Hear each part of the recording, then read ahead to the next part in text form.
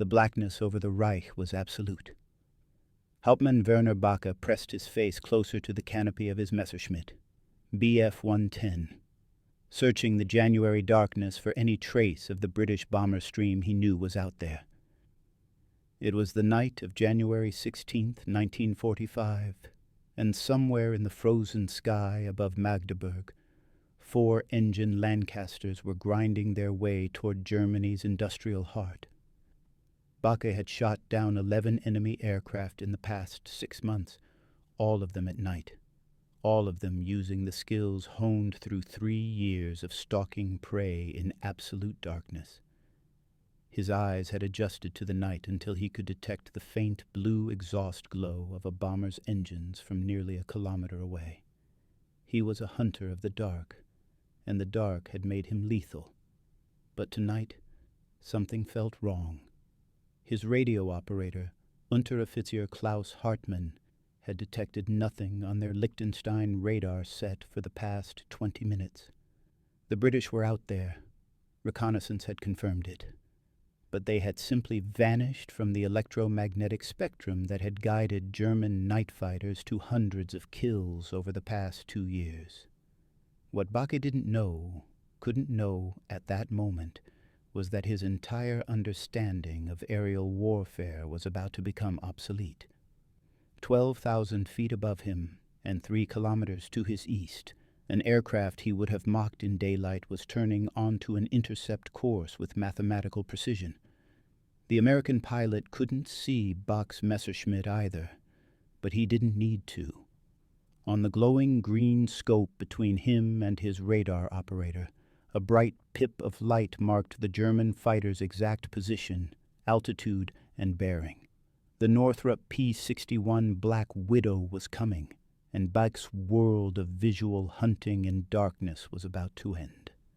If you're enjoying this deep dive into the story, hit the subscribe button and let us know in the comments from where in the world you are watching from today.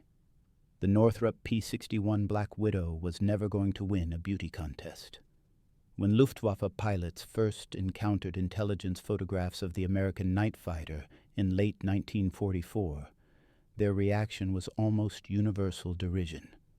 The aircraft looked like something designed by committee, a bulbous central nacelle suspended between 2 enormous engine booms, a tail assembly that seemed tacked on as an afterthought, and a profile that suggested all the aerodynamic grace of a flying warehouse.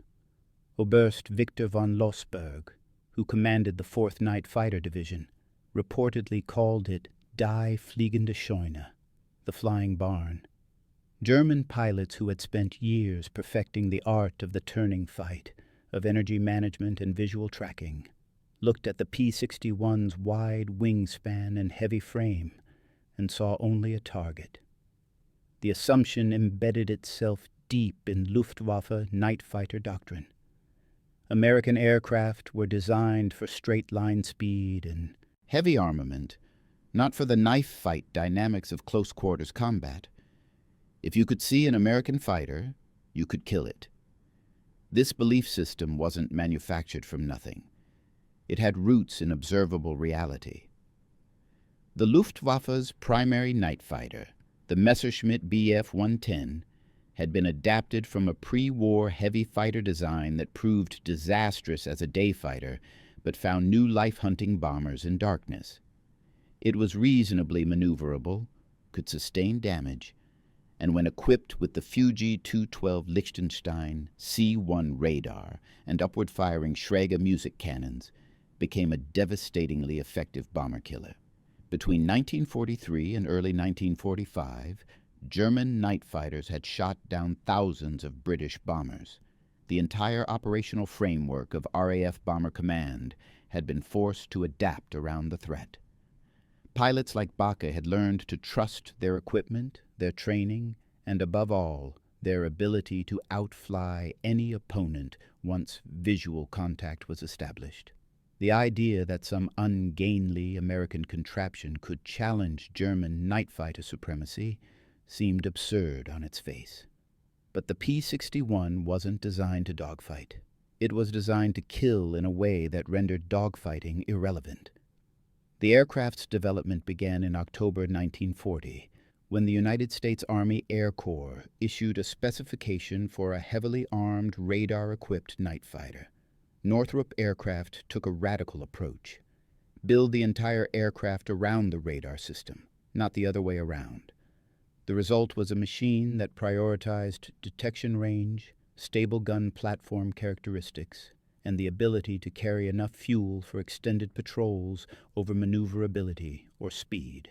The central nacelle housed the pilot and radar operator in tandem, providing the radar operator with enough space to actually operate the complex SCR-720 airborne intercept radar without being cramped into a corner. The twin Pratt and Whitney R2800 double WASP engines, each producing 2,000 horsepower, were mounted in booms that also housed the main landing gear and supported the tail assembly. This configuration gave the P-61 a wingspan of 66 feet, wider than a B-25 medium bomber, and a loaded weight of nearly 30,000 pounds. The armament reflected American industrial philosophy: overwhelming firepower applied with mechanical precision. 4 20mm Hispano cannons were mounted in the belly, synchronized to fire in a tight pattern. A dorsal turret housed 4 50-caliber Browning machine guns, though this was often removed in later operational use to improve performance. The theoretical weight of fire the P-61 could deliver in a single 2-second burst exceeded 40 pounds of projectiles, enough to disintegrate a medium bomber or cripple even a heavy 4-engine aircraft. But none of this mattered if you couldn't find your target, and this is where the P-61's true revolution lay, hidden inside its bulbous nose. The SCR-720 radar was the most advanced airborne intercept system deployed by any nation in 1944. Developed by the MIT Radiation Laboratory, it operated on a 10-centimeter wavelength that provided far greater resolution than the German Liechtenstein or the British AI Mark IV systems. Maximum detection range against a bomber-sized target approached 5 miles under ideal conditions, more than double what German night fighters could achieve. The radar operator sat facing rearward in the cramped nacelle, hunched over a circular scope that displayed target returns as bright pips against a dark background. Range rings allowed precise distance calculation. By tracking the movement of the pip and coordinating with the pilot, a skilled crew could execute a perfect intercept without ever seeing the target visually. The radar could track targets above, below, or level with the P-61, and it was relatively immune to the window chaff that had rendered German radar sets nearly useless during RAF raids. First Lieutenant Paul Smith of the 4th 22nd Night Fighter Squadron encountered his first German opponent on the night of August 3, 1944, near the Franco-Belgian border. His after-action report, filed the following morning, provides clinical insight into how the P-61 actually fought. Radar contact at 4 miles, target heading northeast, Angels 1-5, closed to 1,000 yards before obtaining a visual.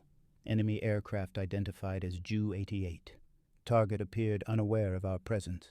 Opened fire at 600 yards. Observed strikes on the starboard engine and fuselage. Target entered steep dive trailing fire. Confirmed crashed by ground observers.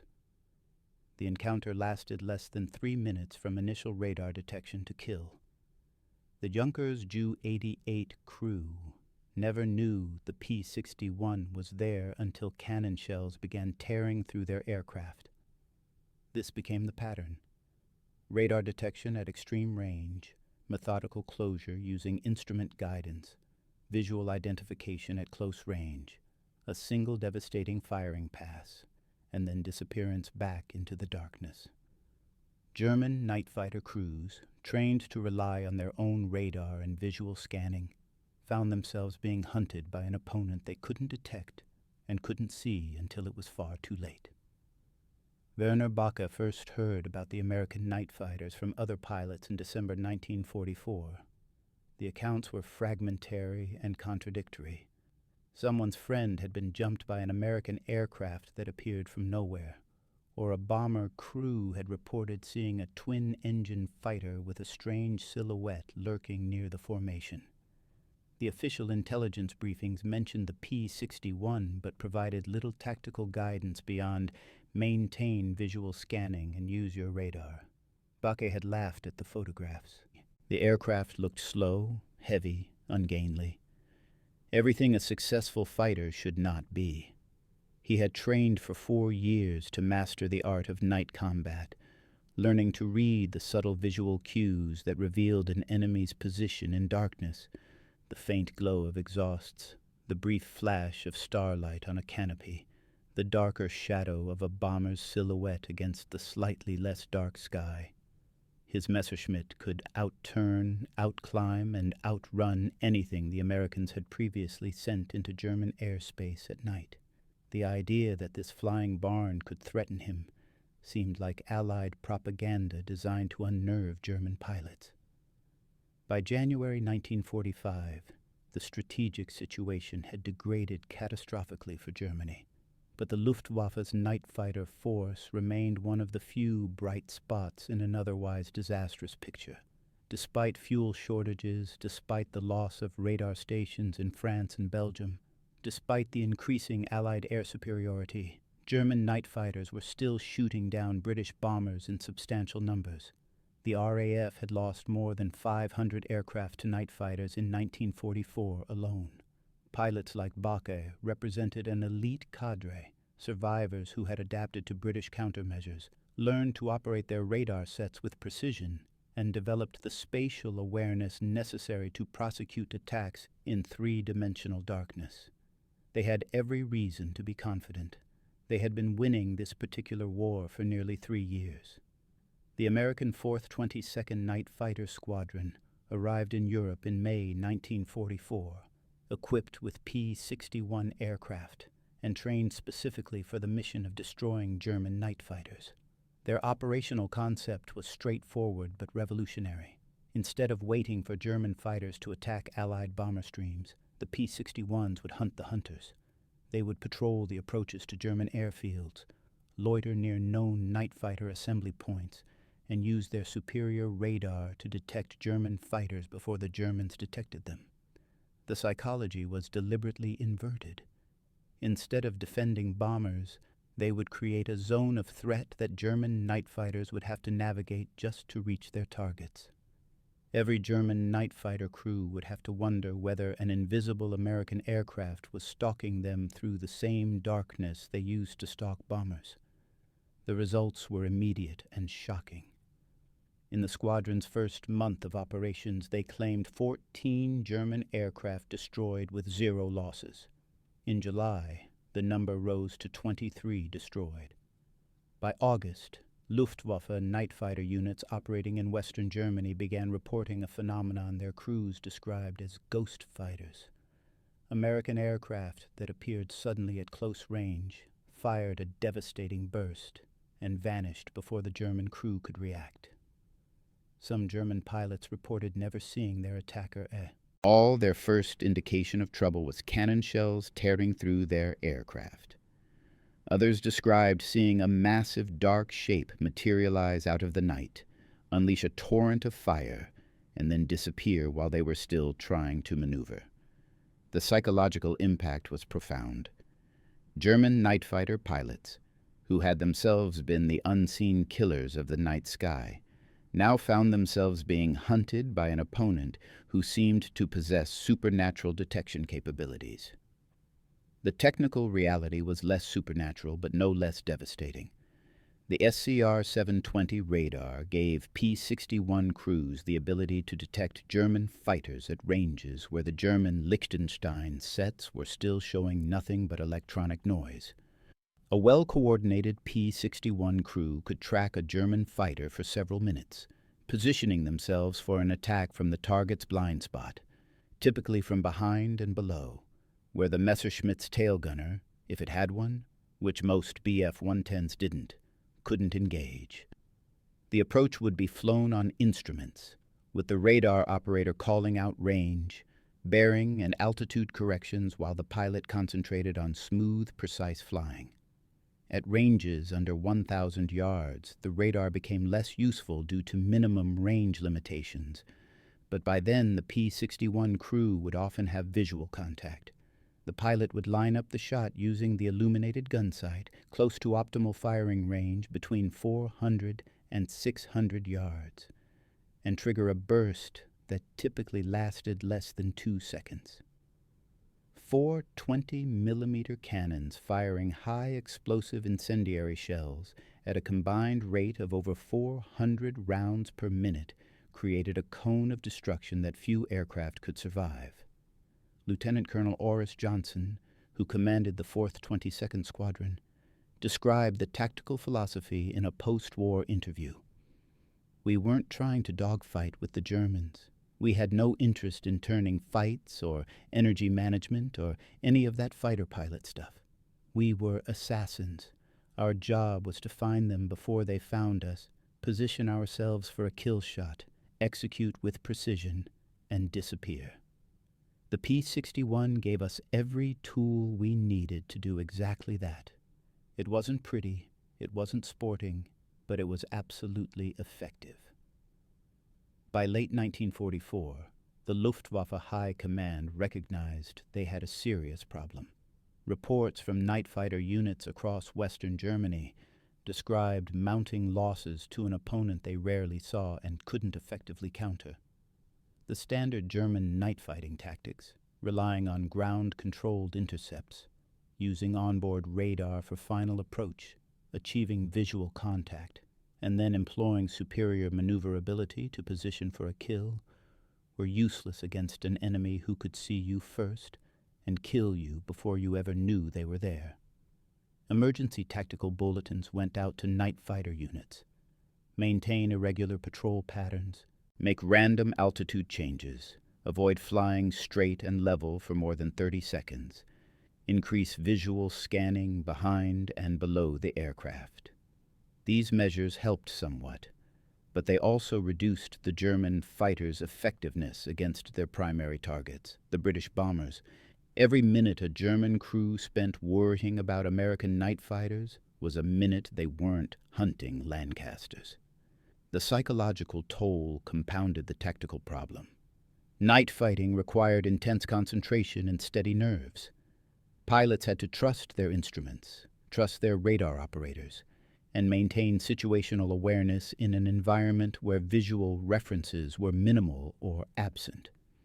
Adding the constant threat of sudden, overwhelming attack from an invisible enemy created a level of stress that degraded performance and wore down even experienced crews. Some German pilots began reporting phantom contacts, radar returns or visual sightings that vanished upon investigation, probably reflections or misidentified friendly aircraft, but treated as potential threats because the alternative was death. The night sky over Germany, once a hunting ground where Luftwaffe pilots held most of the advantages, became a contested battle space where survival required constant vigilance and a certain amount of luck. Werner Backe experienced his first encounter with a P-61 on January 23, 1945, 8 days after that night over Magdeburg, when he felt something was wrong. He was patrolling at 14,000 feet near Osnabrück, searching for a reported stream of British bombers, when Klaus Hartmann suddenly shouted a warning. Their Liechtenstein radar had picked up a contact at 2,000 meters, closing fast from behind and below. Backe threw the Messerschmitt into a hard diving turn to the left, standard evasive procedure when jumping from behind. He expected to see a tracer fire arc over his canopy or hear the impact of rounds hitting his aircraft. Instead, there was nothing, just darkness and the roar of his own engines. He reversed the turn, scanning frantically for any visual sign of the attacker. Hartmann reported the contact had disappeared from the scope, possibly lost in the ground clutter below. Baca continued his patrol, shaken but alive, certain he'd just evaded an American night fighter, but unable to prove it because he'd never actually seen the aircraft. The after-action report filed by First Lieutenant Dale Haberman of the 4th 22nd Squadron that same night tells the other side of the story. Made radar contact on what appeared to be German night fighter at Angels 14, range 3 miles. Closed to 1.5 miles when the target began violent evasive maneuvers. Lost visual contact in haze, elected not to pursue into ground clutter. Target possibly alerted to our presence by own radar or visual sighting. The two aircraft had been locked in a deadly game neither pilot could see clearly, separated by less than a mile of darkness, with only electronic impulses and brief visual glimpses revealing the other's presence. Haberman had detected Baca first and maneuvered for a killing position, but Baca's evasive action, prompted by his own radar detection at much closer range, had broken the attack before Haberman could achieve a firing solution.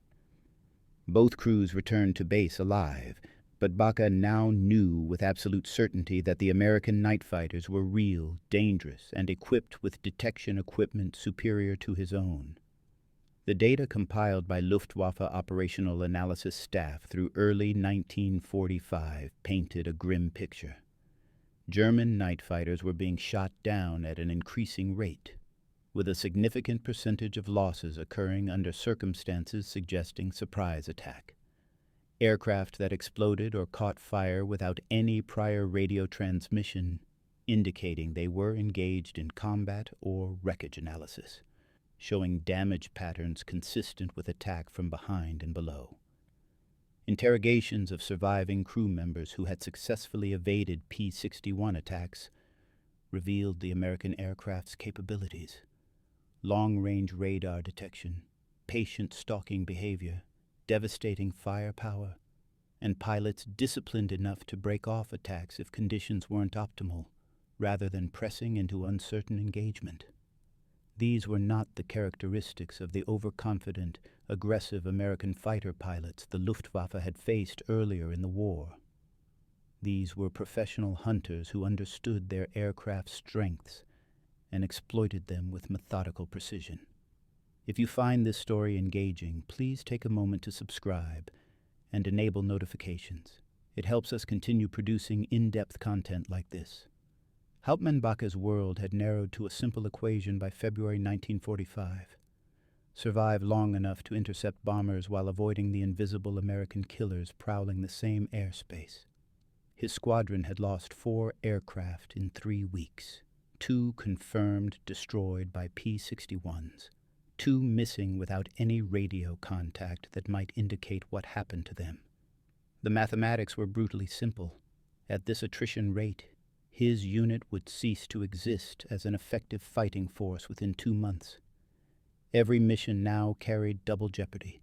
Fail to find and destroy British bombers, and you weren't doing your job. Focus too intently on hunting bombers, and you might never see the American night fighter that killed you. The tactical adjustments came down from high command in a steady stream of directives, each one representing another admission that the Luftwaffe's technological edge had evaporated. Night fighters were ordered to approach bomber streams from different vectors on each mission, avoiding predictable patterns. They were instructed to maintain irregular altitude changes during patrol. They were told to limit radar transmissions to reduce their electromagnetic signature, but this contradicted their fundamental mission of finding and destroying bombers in darkness. Some units experimented with pairs of fighters working together, hoping that mutual support might provide defense against the American hunters, but this reduced the overall number of individual patrols and cut into the number of bomber interceptions. Every adaptation created new problems while solving old ones only partially. The Americans, meanwhile, were refining their own tactics based on combat experience. P-61 crews learned that German fighters often flew racetrack patterns at specific altitudes while waiting for ground controllers to vector them toward incoming bomber streams. By positioning themselves above these racetrack patterns and using their radar to scan downward, the American crews could detect multiple German fighters and select the most favorable target. They learned the German fighters' typical evasive maneuvers and how to counter them. If a German pilot dived to the left when surprised, the P-61 would anticipate the move and adjust its firing solution accordingly. They discovered that the optimal firing range was between 500 and 700 yards, close enough for high hit probability, but far enough to avoid debris from the exploding target aircraft. The learning curve was steep, but the lessons were applied systematically across all P-61 squadrons in Europe. By March 1945, as the Allied armies crossed the Rhine and drove into Germany's heartland, the night-fighting war had become a grotesque shadow of what it had been a year earlier. German night fighter units were scattered across shrinking territory, operating from damaged airfields with irregular fuel supplies and diminishing spare parts. The crews were exhausted, flying multiple missions per week against overwhelming odds. British bomber streams now included both RAF heavies and American formations, meaning the night sky was crowded with hundreds of aircraft, creating a target-rich but also threat-rich environment. And through it all, the P-61s prowled with mechanical patience, their radar scopes painting pictures of the battle that their German opponents couldn't see. Werner Backe's final mission took place on the night of March 17, 1945. He was airborne from Gütersloh Airfield, vectored toward a British bomber stream approaching from the northwest. It was a clear night with good visibility, the kind of conditions where German visual hunting techniques should have provided some advantage. His radar operator detected multiple contacts at long range, the confused jumble of returns suggesting a large formation. Backe climbed to 18,000 feet, positioning himself for an attack on the bomber stream from above and behind. He never saw the P-61 that had been tracking him for the past 4 minutes. First Lieutenant Robert Graham and his radar operator, Flight Officer Edward Kopsel, had detected Backe's Messerschmitt at a range of 4 miles while they were patrolling at 20,000 feet. Kopsel tracked the German fighter as it climbed, feeding constant updates to Graham. Range closing, target climbing through 16,000 feet, bearing steady. Graham throttled back slightly, letting the Messerschmitt climb ahead of him, positioning the P-61 directly in the German fighter's blind spot. Below and behind, where Bake's attention was focused forward on the bomber stream he was preparing to attack. At a range of 800 yards, Graham had visual contact. The distinctive silhouette of a Bf-110, exhausts glowing faintly blue in the darkness, completely unaware it had become prey instead of predator. Graham closed to 600 yards, centered the German fighter in his illuminated gun sight, and pressed the firing button. 4 20mm cannons erupted simultaneously, sending a stream of high-explosive incendiary shells into the Messerschmitt's fuselage and left engine. The first shells triggered a fuel fire that blossomed into a rolling orange fireball visible for miles. Bach's aircraft entered a steep spiral to the left, trailing flame and debris. Graham held his fire after the initial burst. The target was clearly destroyed, and there was no point wasting ammunition. He banked away and climbed back to patrol altitude while Kopsel marked their position and the time of the kill. The entire engagement, from Graham's decision to fire until Backe's aircraft disappeared into the darkness below, lasted approximately 8 seconds. Klaus Hartmann survived.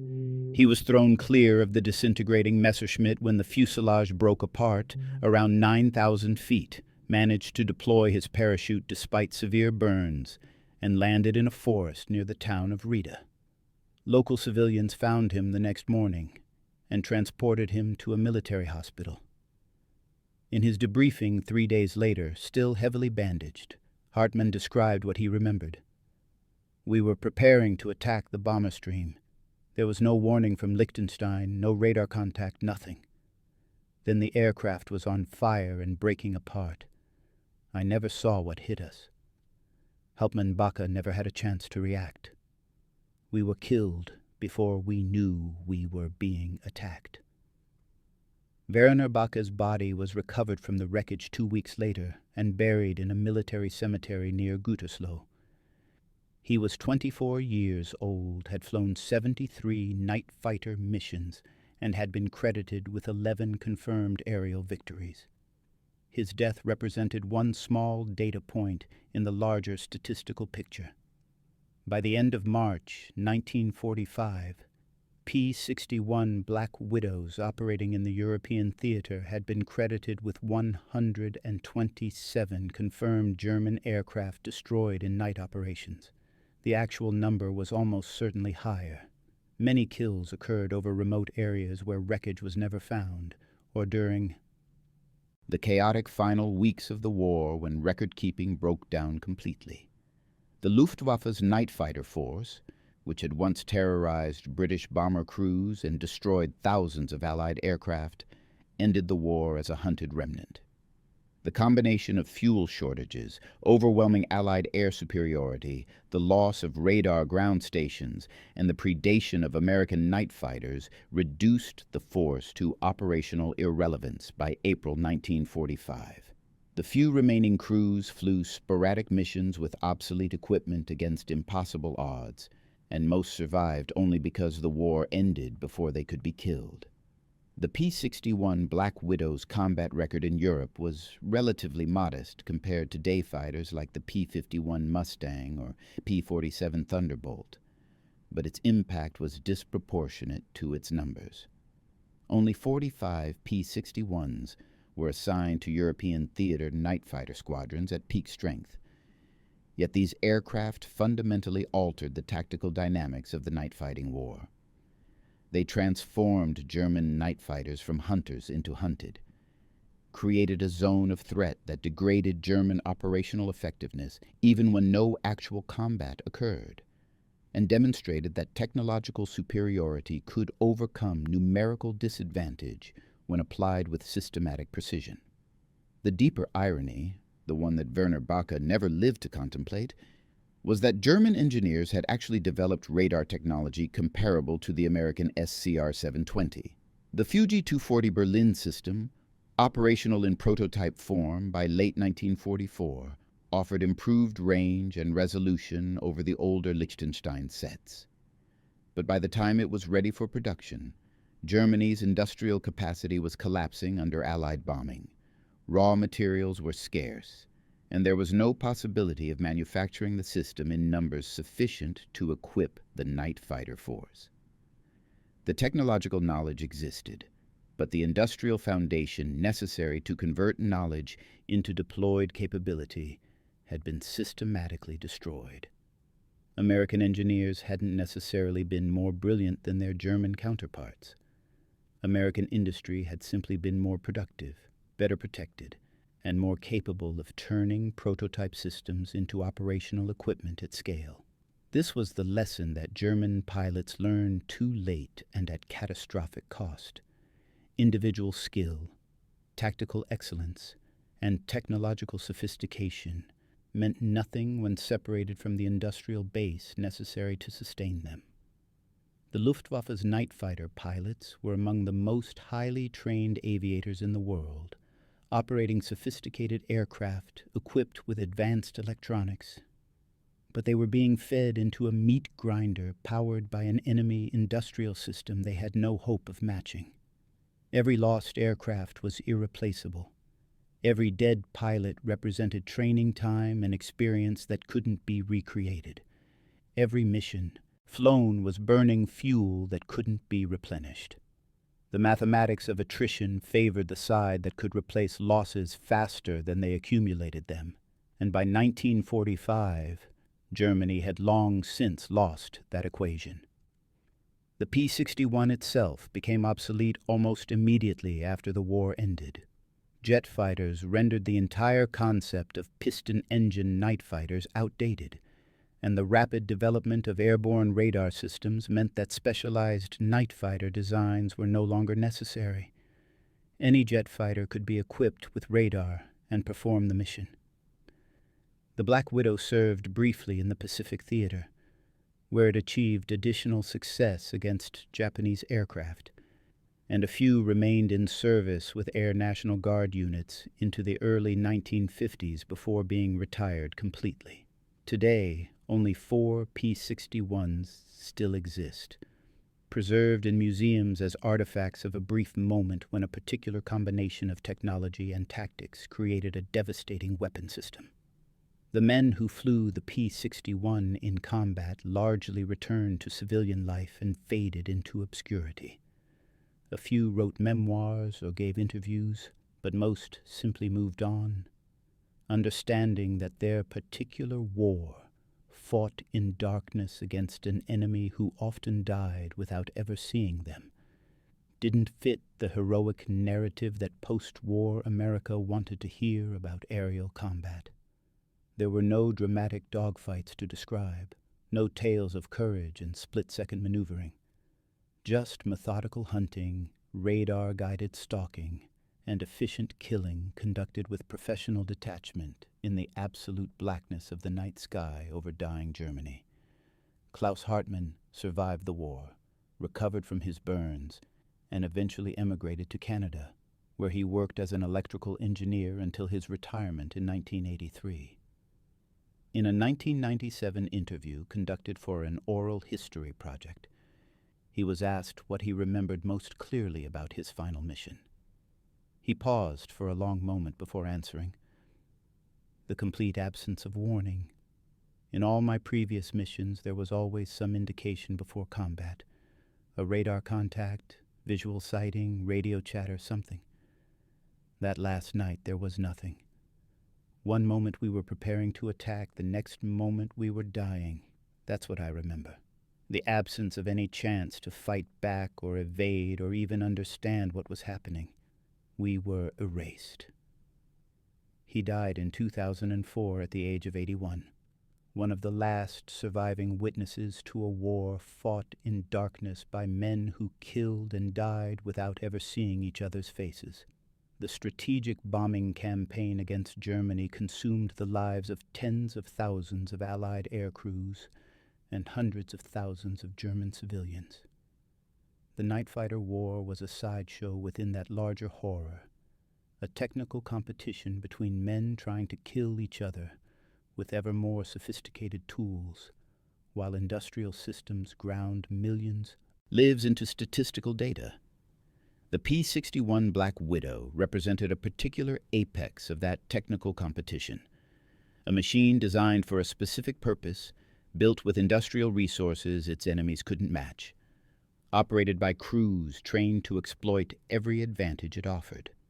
For a brief period between mid-1944 and the spring of 1945, it was the most effective night fighter in the world, and German pilots who had once mocked its ungainly appearance learned to fear the darkness it possessed.